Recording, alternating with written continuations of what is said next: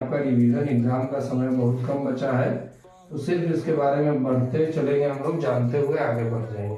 तो distance formula है क्या? तो डिस्टेंस फार्मूला वह फार्मूला है जिसके मदद से दो बिंदुओं के बीच, दो पॉइंट के बीच आप डिस्टेंस को निकाल सकते हो। जिस फार्मूला का यूज करके निकालते हो उसको क्या बोलते हो? Distance formula.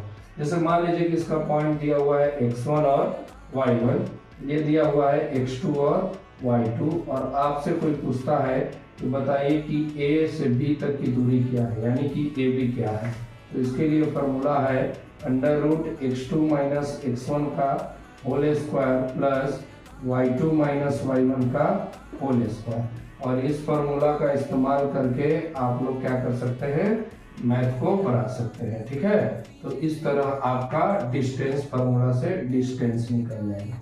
अब बात आता है कि क्या डिस्टेंस फार्मूला का यूज सिर्फ डिस्टेंस निकालने के लिए है? ना बाबू, डिस्टेंस फार्मूला का इस्तेमाल बहुत जगह पे है। तो कहाँ कहाँ है वो हम लोग जान लेते हैं। तो डिस्टेंस फार्मूला में एक और छोटा सा बात याद रख लीजिएगा, फिर हम लोग क्वेश्चन के तरफ देखते हैं। तो distance from the origin, distance from the origin, origin का मतलब हुआ कि एक पॉइंट आपका ऑरिजिन हो जाए।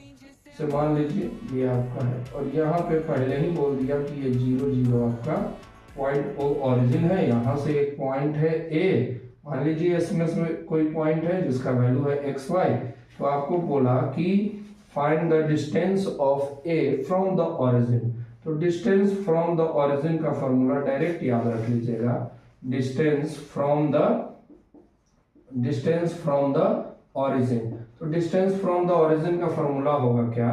तो अगर कोई भी डिस्टेंस निकालना है तो क्या होगा? Under root x2 minus x1 का whole square plus y2 minus y1 का होल स्क्वायर, यही होगा ना बाबू। अब देखिए वहां पे तो एक जीरो ही है, तो क्या हो जाएगा? x माइनस जीरो का होल स्क्वायर तो x स्क्वायर, और y माइनस जीरो का होल स्क्वायर तो y स्क्वायर।